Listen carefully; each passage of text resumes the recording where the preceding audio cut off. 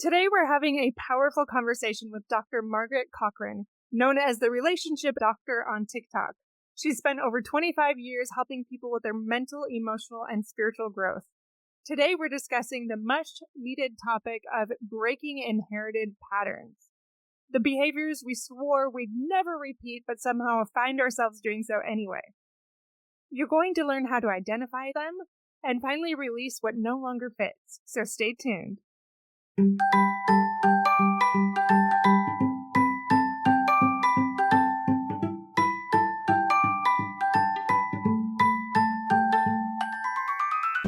Welcome to Fulfillment Therapy. I'm Kendra Nielsen, wife, mom, and licensed therapist. Do you ever feel like you're doing everything right, but you're still exhausted and empty? Did you think life, marriage, and parenting would be simpler and more rewarding? Sometimes you just want to crawl back into bed and lose yourself in screen time and chocolate, rather than face that personal or family stress. You are not alone. This podcast helps you break free of the rat race and build a richer, more meaningful life, flourishing incrementally and realistically, improving your mental health and wellness, and living with deeper purpose beyond the mundane, no matter where you are in life's journey.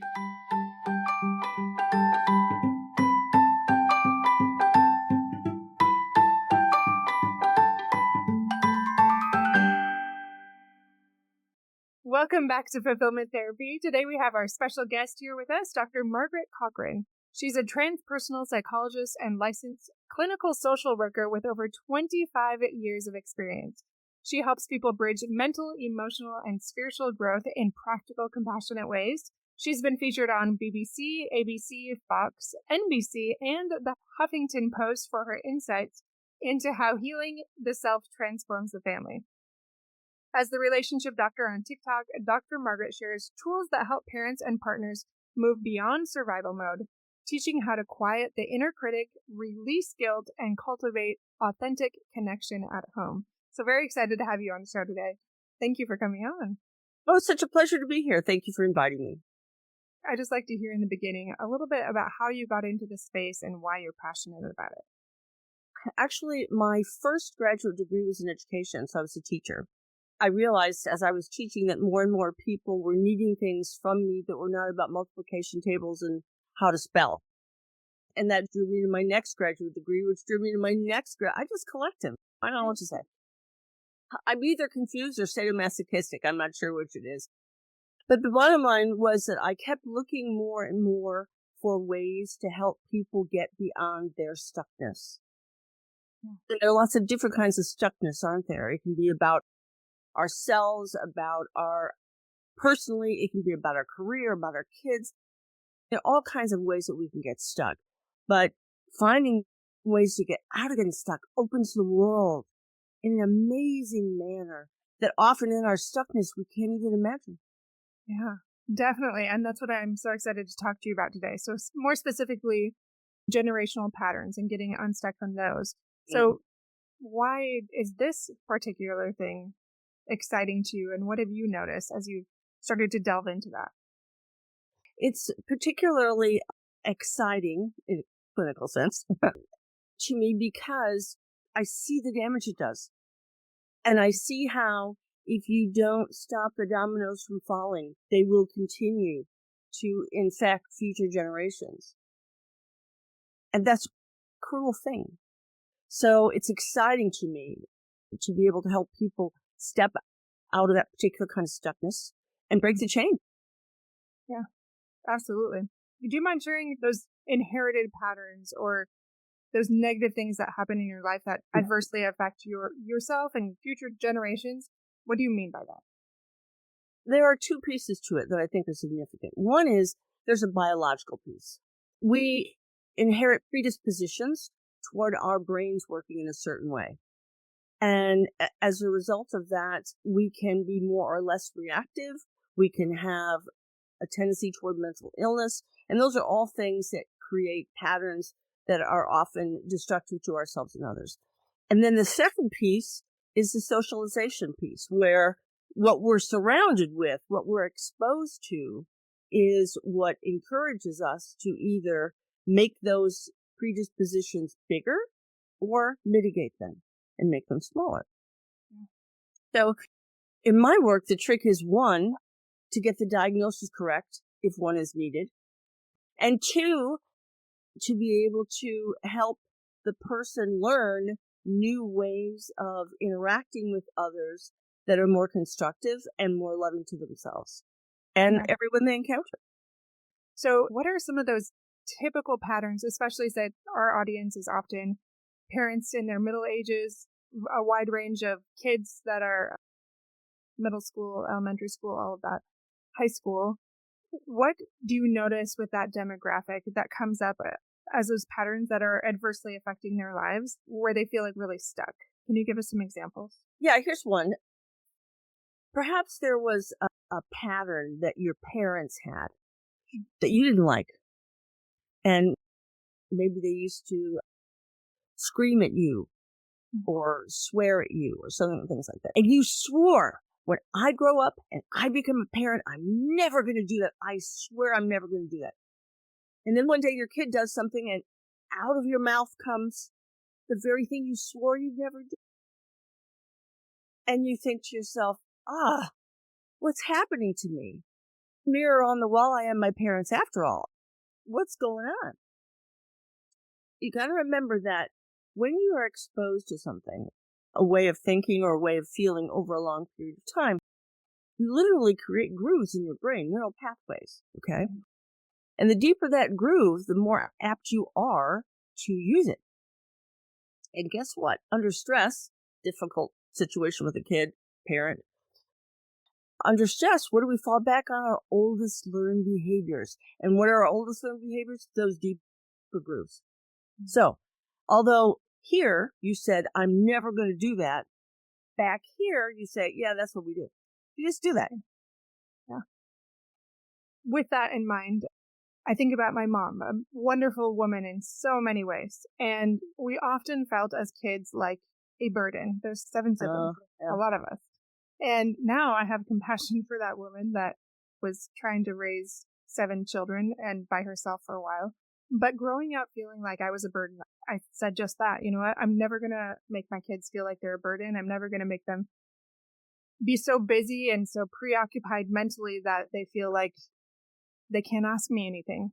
And just like you said, I've caught myself in these patterns many times where I'm a little bit impatient or just this response that they don't feel like they can always approach me because I get in that same mindset of my mom. So like listeners are probably like, what do I do with all these things? I try, I white knuckle it, I do it, and nothing seems to work. What would you say to them or to me? Okay. I like to use the Mississippi technique. And when I was a school teacher, I used to teach kids how to spell that. Now I teach people how to use that in a different kind of way. Basically, a child does something. And of course, you have this initial deep-seated response, reflexive, whatever your mom did in this case. But before you open your face, in your head, say 1 Mississippi, 2 Mississippi, 3 Mississippi, and then ask yourself, okay, what just happened? And then you will respond. Now, why is that so important? Because it's giving your prefrontal cortex time to catch up with your amygdala, which is your emotional center. And then you have the freedom and the power to respond the way you want to instead of the way your programs do. Oh, so simple, but very profound. So what are we saying? It's more like 6 seconds, but it's that curiosity, that pause in between the two of them, right? Another thing you can do in that pause period, if you do your first 3 Mississippis, which are silent in your head, you can ask your kiddo to repeat what they just said. Now, in many cases, they'll back down. But if they don't, you do some more Mississippis and then give your response. And I guarantee you will like your response so much better. Yeah. In fact, I teach kids how to do that for themselves in responding to social situations. And I've had kids say to me over the years, so you're doing Mississippis right now, right? I say, yep, that's exactly what I'm doing. And I'll let you know when I'm done, and then we can talk about this. It's almost normalizing it, and it's okay if they know, and you're just saying, hey, I need a little bit of time to maybe respond better than I have in the past, or share that, or you just keep it to yourself? Absolutely, yeah. And when I was a school teacher, there were days. So sometimes when I was just overwhelmed, I had this little orange cone, and I'd put it on my desk, and I'd say, "I'm in the cone zone right now. Everyone leaves me alone." And it was only like a minute or two, but the kids learned to respect the cone zone. And there were a few times when kids would come up and say, "Can I have your cone?" And they'd put it on their desk. I mean, they just had enough. So they needed that space. So being able to have cues, external or internal. If you get really angry with your children, the best thing to do is take a grown-up timeout. Okay, I need a minute. If it's safe, don't leave, obviously, a vulnerable toddler. Right? If it's safe, go, breathe, do your Mississippis, and then go back in again. It also gives the child a timeout. Without, sometimes when we do timeout, we don't always do it well. And because of that, they feel punished. So if you go take a timeout, it automatically gives them a timeout, and there's no negative connotation to it. I appreciate you speaking to that, because I think it is very easy to send that message that they're bad, they're wrong. The more that I've been practicing this too, I need to take a minute, I need to put myself in a timeout, however you want to say it. And they see it as like a good thing, and it models for them how to do it. So I appreciate you bringing that to light as well. Another question though, Margaret, is what about when people don't have that self-awareness? Like maybe your partner, your spouse recognizing like, oh, you're doing this just like your parents, but you don't want to hear it. Like for those of us that are like, no, that's not happening, I don't do it, I refuse to acknowledge it. What would you say to them, or maybe even just identifying what those patterns are that are affecting the family, but maybe they don't have the self-awareness to see? The most powerful psychological trait you can have is insight, your ability to look back on yourself. And if you don't have the ability to look back on yourself, what you can do is look at the people that you're interacting with and how your behavior is affecting them. Now, the thing that can be troubling is that depending on how you were treated, what your socialization was, you may feel very defensive, very uncomfortable with yourself. And so the idea that maybe you did something incorrectly or you did something wrong can make you so uncomfortable that you will create a narrative about why it's really okay. Saying, for example, to your child, let's say you overreacted, and you say to your child, "I'm sorry that I yelled at you like that. But you are being," no, apologies do not have it's just simply, "I am sorry I yelled at you like that. That was not okay, and I'm really sorry. Now, let's talk about what was going on and how we're going to fix it." I love that. I am learning that much later in life. I've talked about this a lot before, but how many of us don't actually know a proper apology that's effective and helpful, especially to our partner or children. And yeah, I'm still practicing that one. So helpful, some of these things you're saying, that count to 3, doing that timeout correctly, almost even recognizing that defensiveness as a sign that, hey, maybe there's something amiss here. Maybe there's some generational patterns that are repeating. Okay, what about for those of us that we do see it, we do recognize those few things, and we're like, okay, that counting to 3 could help. But what if this feels so beyond them? Like they see it really intensely in their grandparents and their own parents. They hate it in themselves, and they're just feeling a little more stuck. What other thoughts or guidance do you have for us on what we can do, even if it's more long term? Call me. Yeah. Or someone like myself. Because whenever you're undergoing powerful change of any kind, whether it's losing weight, changing a job, getting married, getting unmarried, any of those big things, they have a profound effect on how you see yourself, on your ability to problem solve. The other thing that's very significant about it is that often people around you have a lot of opinions about things. Oh, God save me from opinions. I cannot tell you the number of times people come to me with a serious problem. My mother-in-law said, my uncle said, to whatever school of psychology they graduated from, no, that is not good advice. In fact, it's probably antithetical to what you want to do. Yeah. So if you need to fix your car, don't go to your uncle and your mom. Go to a mechanic. If you got something wrong with your teeth, don't go to your mother or uncle. Go to a dentist. We go to school for a reason. Let us help you. We want to help you. And remember that living life is no different than anything else. It is mechanical behavioral process. And in any mechanical behavioral process, things can go wrong. Or they get stuck, or parts fall off, or you get a cavity in your tooth. You don't need to be ashamed. Maybe brush more, but you don't need to be ashamed. You go get it fixed so that it doesn't affect in a negative way the rest of your health. So emotional stuff, behavioral stuff, it's no different. Go get help from an expert, a qualified expert, someone who really knows what they're talking about. And I have to say to your listeners, it can be tough as a consumer. I know that. We all have licenses. Many of us have doctors in front of their name, like myself. I've studied a long time, right? But we can still suck like a bucket of ticks.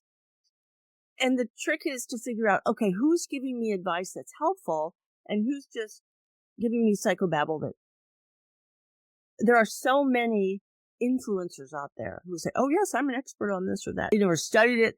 Basically, what they do is steal other people's work and then parrot it back as their own. But they don't understand the underpinnings of it. And the trick is that when you're dealing with human behavior, you have to be able to pivot. My job is to be able to follow the person that I'm helping, not say, no, you have to fit into this box. My job is to follow them where they need to go. So getting some help and being proud of that. Understanding, yeah, okay, I got a little cavity in my parenting. I'm going to go get that filled, and I'm going to learn how to brush and floss better. That's actually really helpful, thinking about that. Like, not focusing on the shame. This is simply a cavity I'm trying to fix. I see this gap. I see this space that needs help, and it's okay to get help. Like, you can manage that shame. So I really appreciate you speaking to that. What else, when you think about your clientele, especially, like I said, those parents, what other things come up in parenting that really seem to adversely affect lives that would be helpful? To your point a few moments ago, there's a difference between shame and remorse. So let's speak to that briefly. Remorse is when you feel you've made a mistake. Mm-hmm. And when you feel you've made a mistake, you identify it, you ask for forgiveness, you make amends, you move forward. Easy enough. But if you feel shame, then you feel you are a mistake. And there's no coming back from that. So it makes it much tougher to heal if you're struggling with shame. And as a result of that, folks who are trapped in shame are often the ones who won't go get help. Because they think, what's the point? I am indelibly and irrevocably damaged, and there's no one who can help me. Oh, that just hurts my heart. But it's not true. It's a big fat lie. One of the biggest, saddest lies out there. You are not irrevocably damaged. There is always an answer. Now, I won't lie and say to you, yeah, every answer is easy. You just stand on one leg and hold your mouth just right, and everything's going to be fine. But as with any growth process, you break it down into steps. And again, whether you're doing self-help or whether you're working with a professional, such as myself, they help you break it down into doable steps so that you can accomplish whatever it is that's really important to you. But first thing, you have to identify the difference between shame and remorse. That's step one. That's huge. And there are, by the way, 5 rules of shame. You don't know what you know. You don't feel what you feel.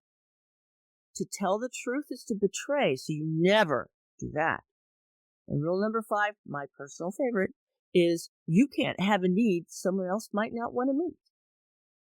So if you're living by those 5 rules, your life is hell, frankly. You can't see and feel anything reliably. You're not allowed to tell the truth about anything. And you're not allowed to have needs that you are afraid someone else might not want to meet. Not even that they said they don't want to, but you're afraid they don't want to. So you're basically paralyzed, living in a box.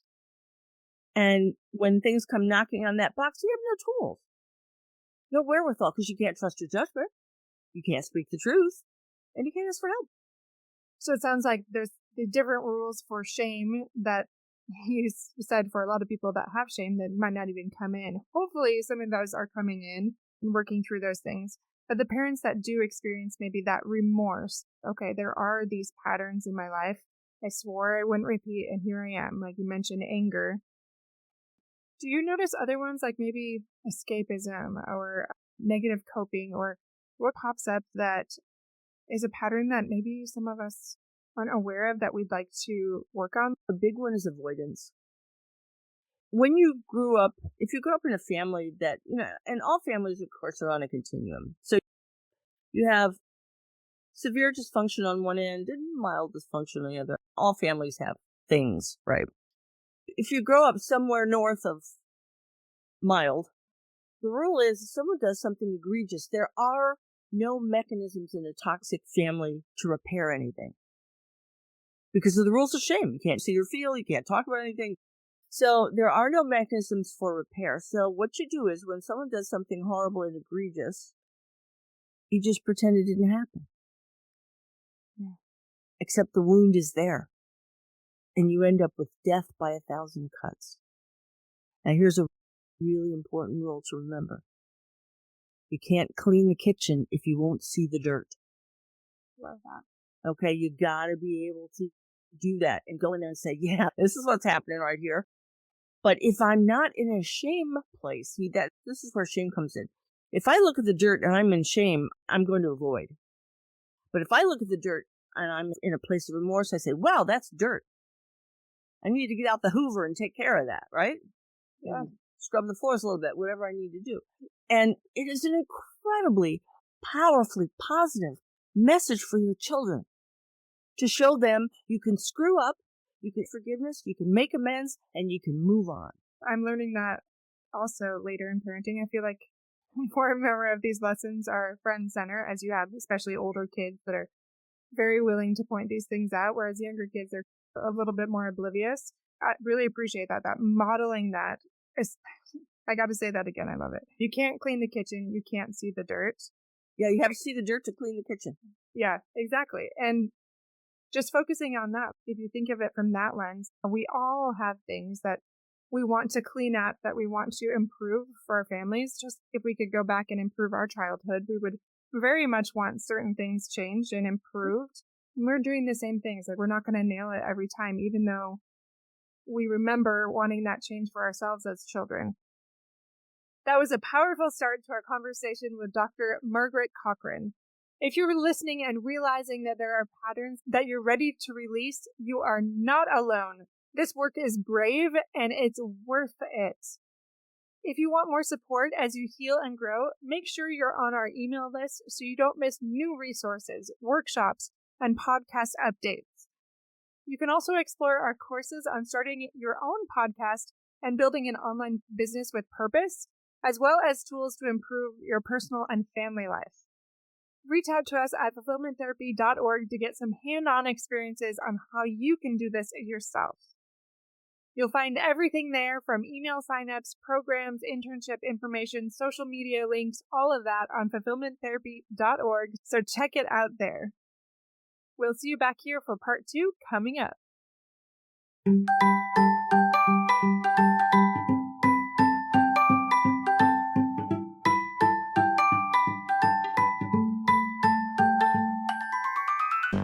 Hey friends, if you enjoyed this episode, a quick 30-second share can help someone else find support and help this podcast grow. Leaving a review on Apple Podcasts boosts visibility and keeps the show alive. Your simple acts make a big difference. I'll see you back here each week for more life-changing episodes.